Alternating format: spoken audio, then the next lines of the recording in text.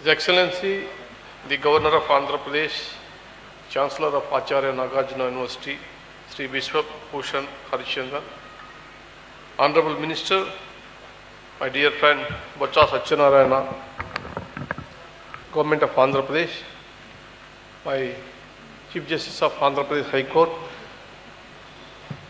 brother and sister judges, Professor Rajshekhar P., Vice Chancellor of the University, Registrar of the University, members of the Executive Council, Deans of Faculties, respected teachers, officers and staff of the Nagarjuna University, my dear classmates, other distinguished guests, and dear students, media persons, ladies and gentlemen.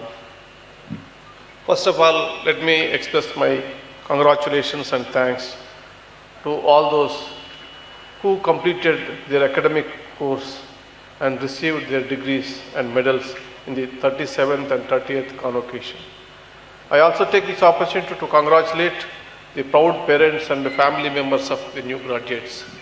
The students must never forget the sacrifices of their parents and the family. On this occasion, I feel extremely privileged to be receiving an honorary doctorate from my own university. A large part of who we are today is shaped by the values, principles and knowledge instilled by educational institutions in our early stages of self-discovery and development. Not only does it shape our mind and personality, but it also serves as a launching pad of people's aspirations and dreams. Acharya Nagarjuna University, one of such institutions where the pursuit of academic excellency and cultural heritage went hand in hand. The founders of this institution have taken a cue from the ideals and principles of philosopher, scholar Sri Acharya Nagarjuna in establishing and renaming this university. Many contemporary scholars consider him to be one of the greatest philosophers in the history of Asia. He spent his final years preaching in this region and he had a profound influence on people's thoughts. Acharya Nagarjuna University has designed around providing integrated education that places equal focus on developing moral character and achieving academic excellency. Now, in the past 4 decades, it has gone into the university with 450 affiliated colleges, imparting various degrees in engineering, law and pharmacy to name a few. In pre-independence India, education imparted by the colonial rulers was centered around producing an obedient workforce. When the world had just emerged out of 2 devastating world wars, it was imminent that the nation's fate would be dependent on the ideologies of the population. Independent India needed a model of education which removed our colonial thinking and promoted national integration and creation of awareness. When the new nation was born in 1947, it already had a population of 350 million. We started as a preliminary agriculture country, replete with issues of social inequity, poverty and illiteracy. However, many statesmen believed that inequalities that exist in society could be eradicated by pursuing mission education. They believed that a holistic education would put a halt on appropriative and restrictive conventions passed on through generations. With social awareness and sensibility, general populace could move forward with a more inclusive attitude. As Nelson Mandela has once said, I quote, "Education is the most powerful weapon you can use to change the world," unquote. For modern independent India, education was not just a movement for self-enlightenment, it was a movement seeking social upliftment and economic revolution. This is why the Kothari Commission report in 1966 stated, "The destiny of India is now being shaped in her classrooms." This, we believe, is no more rhetoric. In a world based on science and technology, it is education that determines the level of prosperity, welfare and security of the people. Therefore, it was almost important to focus on equal distribution of educational opportunities. Recognizing the need of access to education, the Supreme Court read the right to education into the ambit of right to life. Article 21A was subsequently inserted, mandating free and compulsory education for all children in the age group of 16 to 14. The ideal of education for all also found reflection in the fundamental duties and directive principles of the state policy. Finally, in 2009, Right to Education Act came into force. Coming to professional education in India, it was evident of professional institutions in independent India which provided accessible education to all classes. A generation of students got an opportunity for the first time to access professional education. These institutions of learning led to the upliftment of oppressed. In effect, it resulted in the emancipation of people from the cycle of intergenerational poverty and exclusion. These institutions of excellency were a platform for great social and economic mobility. Unfortunately, the focus of professional course continued to be on the creation of obedient workforce which could generate the required output. The sole object behind such an education was to secure highly remunerative and profitable job opportunities. There was a total neglect of equal importance of subjects such as the humanities, natural sciences, history, economics, and languages. The harsh reality is that even after the students enter professional universities, they focus on classroom learning and not on the world beyond.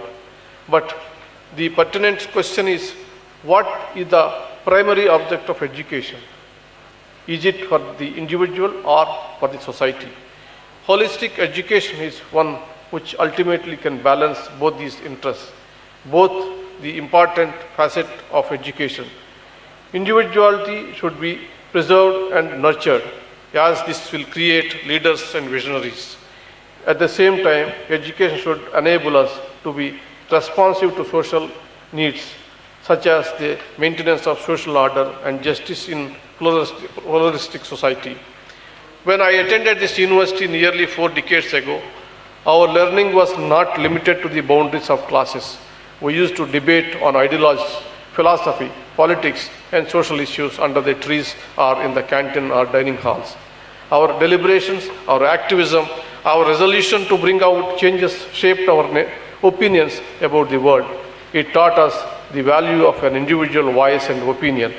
In shaping the dynamic of society and politics, we realized the value of a liberal democracy where the rights and freedoms protect our thought and speech, where diversity of opinion is welcome. I want to take a break. I want the permission of the Honorable Governor to tell an incident which in my mother tongue. నేను ఈ యూనివర్సిటీలో స్టూడెంట్గా చేరడానికి కారణం ఈ యూనివర్సిటీలో ఉన్నటువంటి employees association. ఈ యూనివర్సిటీ మొదలుపెట్టబోయే ముందు పీజీ సెంటర్గా ఉండేది గుంటూరులో. ఇక్కడ యూనివర్సిటీ మొదలుపెట్టే ముందు ఇక్కడ ఉన్నటువంటి వర్క్ ఫోర్స్ అంటే ఎంప్లాయీస్ చాలా ప్రాబ్లమ్స్లో ఉండేవాళ్ళు. వాళ్ళకి నేను డిగ్రీ కాలేజీలో స్టూడెంట్గా ఉండగా వాళ్ళ అసోసియేషన్కి యాక్టివ్ లీడర్గా ఉండేవాడు. వాళ్ళంతా వచ్చి నన్ను నా బీఎస్సీ డిగ్రీ అయిపోయి నేను ఒక జర్నలిస్ట్గానో లేదా ప్రొఫెషనల్లో సెటిల్ అవుదాం అనుకున్న స్టేజ్లో నా ఇంటి ముందు వర్చువల్గా వచ్చి ధర్నా చేసి మీరు యూనివర్సిటీలో లా స్టూడెంట్గా చేరాలని అడిగారు. అది దాని మూలంగా నేను యూనివర్సిటీలో లా చదవటం, తర్వాత నేను వాళ్ళు ఉన్నటువంటి పొజిషన్కి రావడం జరిగింది. అంతేకాదు ఈ యూనివర్సిటీలో ఎన్నో జ్ఞాపకాలు. ఎందుకంటే అప్పుడు ఇన్ని బిల్డింగులు లేవు, ఇంత స్టాఫ్ లేరు. ఒక 2 రేకుల షెడ్లు మాత్రమే ఉండేది, ఒక క్యాంటీన్ షెడ్ ఉండేది. మా అడ్డా క్లాస్ రూమ్ల కన్నా కూడా క్యాంటీనే. అనేక మంది మా క్లాస్మేట్స్ మిత్రులు కూడా ఉన్నారు. గౌతమ్ రెడ్డి ఒకటి ఉన్నాడు, రవీంద్ర కుమార్ ఉన్నాడు, ఇంకా మిత్రులు చాలామంది ఉన్నారు. మేము గంటల తరబడి ఆ క్యాంటీన్ దగ్గర కూర్చొని అనేక విషయాల మీద చర్చించేవాళ్ళం. సమాజంలో ఉన్నటువంటి అనేకమైనటువంటి సమస్యల మీద చైతన్యంతో ఎంతో చర్చలు జరిగాయి. మరి భిన్నమైనటువంటి అభిప్రాయాలు ఉండేది. మా నుంచి మిగతా బ్రాంచెస్ అన్నీ కూడా చాలా స్ఫూర్తి పొందినాయి. ఒకసారి యూనివర్సిటీలో ఒక నిర్ణయం తీసుకోవడం జరిగింది. మిగతా డిపార్ట్మెంట్ వాళ్ళందరూ కూడా ఏమనంటే, ఈ లా కాలేజీని ఇక్కడి నుంచి పంపించేయాలా, వీళ్ళు ఉంటే ఇక్కడ మిగతా స్టూడెంట్స్ని కూడా స్పాయిల్ చేస్తున్నారు, మరి తెలివి ఎక్కువైపోతుంది స్టూడెంట్స్కి అనేటటువంటి అభిప్రాయాన్ని కూడా వెలిపించినటువంటి రోజులు ఉన్నాయి. అవన్నీ కూడా మధురమైనటువంటి స్మృతులు. ఏదేమైనప్పటికీ కూడా ఆ రోజుల్లో ఉన్నటువంటి చైతన్యం, ఆ రోజుల్లో ఉన్నటువంటి సామాజిక విషయాల మీద ఉన్నటువంటి స్పృహ ఈరోజు కనిపించకపోవటం కొంచెం దురదృష్టకరం అని చెప్పేసి నేను అనుకుంటున్నాను. ఇది నా అనుభవం కాబట్టి ఈ సందర్భంలో అవకాశం తీసుకొని నాకు డాక్టరేట్ ఇచ్చినటువంటి యూనివర్సిటీ సొంత తల్లి లాంటిది.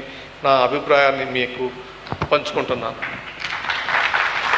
అంతేకాదు యూనివర్సిటీలో ఏ సమావేశం జరగని, అది స్టూడెంట్ ఫెడరేషనా, లేకపోతే ఆర్ఎస్యుఆ, పీడిఎస్యుఆ, ఏబీవీపీఆ, కాంగ్రెస్సా, కమ్యూనిస్టా, ఎవరన్నా కానీ అన్ని సమావేశాలకు వెళ్ళేవాళ్ళం, పార్టిసిపేట్ చేసి డిబేట్ చేసేవాళ్ళం, మరి అప్రిషియేట్ చేసేవాళ్ళం. ఇవాళ అటువంటి రకమైనటువంటి సమావేశాలు, విద్యార్థి సంఘాలకు సంబంధించినటువంటి సమావేశాలు ఎక్కడ జరుగుతున్నట్టు కనిపించట్లేదు. మీరు చర్చించకుండా, సమస్యల మీద స్పందించకపోతే, ప్రత్యేకించి యువతరం మరి దేశ భవిష్యత్తు సంగతి ఏంటో కూడా ఒకసారి ఆలోచించుకోండి. మరి మీరందరూ కూడా సామాజిక స్పృహ కలిగి సమస్యల పట్ల, సమాజం పట్ల గౌరవంతో వాళ్ళకి ఆదర్శప్రాయంగా నిలబడాలని చెప్పేసి ఈ సందర్భంగా నేను కోరుతున్నాను. These institutions were a reflection of our social cultural diversity. Our distinct identities and backgrounds elevated our deliberations by bringing in diverse opinions. Our collective endeavors taught us the value of the spirit of fraternity. It kept us connected to our roots. We felt the responsibility of building an equitable society. It was through these shared experiences that we understand the nerve of the society. I am witnessing the education system preferred by the present generation. I am afraid that institutions are losing their social relevance. We are witnessing mushrooming factories of education which are leading to devaluation of degrees and human resources. I am not sure who or what is to be blamed. When our institutions of national importance were created, the sole purpose was to provide wholesome education to all, which would be directed at a national building. True education should enable individuals to acknowledge the deep-rooted issues prevailing in society and find appropriate solutions. Universities ought to be the incubation centers of novel ideas and path-breaking research. The next issue is the decline of social participation of students. I remember decades ago, this university premises was a fertile ground for various social movements in the state. In an early age, as students, we are deeply connected to social issues and the problems of the people. Those early associations with social causes are what shape the nation-building sentiments in us. The need of the hour is to develop a model education which must teach us how to face real life of challenges. It should enable us to achieve social solidarity and create individuals who are meaningful members of society. It is time for a transformation of our education system. Our institutes must focus on the value of social relationships and conscientious citizenship. It should blend our historical baggage with a futuristic vision to equip young minds with the right tools and attitudes to transform our society with awareness and right understanding. Universities and their research wings should focus on issues affecting our country and try to find comprehensive solutions. Apart from enhancing their own house capabilities, the university must collaborate with renowned research and development organizations. This will provide practical experience to students and encourage a culture of scientific inquiry and research. There should be active cooperation by the state to earmark funds for research and innovation. It will be a sad commentary if we allow our key areas of learning and research to suffer on account of lack of funding. While aiming for economic progress, we must not lose sight of our cultural and environmental duty. It would be a grave dishonor to our roots. The youth of today must think of innovative ways of benefiting from the untapped composite culture of India. I call upon you, all of you, as change makers. You must be a conscious change makers. Think of sustainable models of development. This consciousness must acknowledge the needs of our community and environment while being pioneers in your respective fields. Take inspiration from your culture and language and try to accommodate in your vision and for the future. Transcend beyond the ideas of self. Try to take your community along with you. Develop an inclusive vision of progress. Be a stakeholder in the nation building process. Before parting, I would urge you all to build a democracy filled with vibrancy and idealism, where differences of identities and opinions are respected. Don't allow corrupt thoughts. Don't tolerate injustices. Think beyond yourself and be willing to make sacrifices. Be sensitive to the needs of the community and the society. Standing before you, it would be pertinent to quote Mahakavi Gurajada Apparao, a great poet and reformist of 19th and 20th century. Desamante matti kadoi, desamante manushloi. Gurajada Apparao gave a universal definition to the concept of nation. He said, a nation is not merely a territory. A nation is essentially its people. Only when its people progress, the nation progress. Swantalabam kontamanukun purugu vadiki todu padavai. Gurajada went on to urge people to raise above one's own interest and to extend a helping hand to those in need. If we start practicing this principle, we will soon start seeing a better world free of conflicts and violence. It is towards establishing such a progressive world that you need to endeavor as global citizens. Before I conclude, I would like to say sincere thanks to the Executive Council, the Chancellor and the Vice Chancellor of Nagarjuna University for their decision to confer the honorary doctorate. This university is fortunate to have Sri Vishwa Bhushan Harichandanji as the Chancellor of the university. He is a seasoned politician with rich experience. Honorable Governor is a freedom fighter and a man of letters. Perhaps he is the only one who is born before independence. We all owe gratitude to such freedom fighters. His statesmanly vision will guide this university to reach higher heights. I congratulate the Vice Chancellor, Professor Rajashekar Patti, for successfully organizing this event and administering this university. He has genuine concern about the resources. I am sure Sri Botsa Satyanarayana Garu, Honorable Minister for Education, will take care of the needs of the university. I am sure he is equally concerned about the growth and progress of education in the state. Sri Satyanarayana Garu is a person who is a public life for decades. He is a student leader himself. He is champion for the causes of the weaker sections of the society. I am happy that Honorable Chief Justice and brother and sister judges of the High Court of Andhra Pradesh are with me in the convocation, spending their whole day. I do not see the honorary doctorate as an honor for me alone. It is an honor that we will collectively share as representatives of the institution of the judiciary. Thank you very much for giving this opportunity. Namaskar.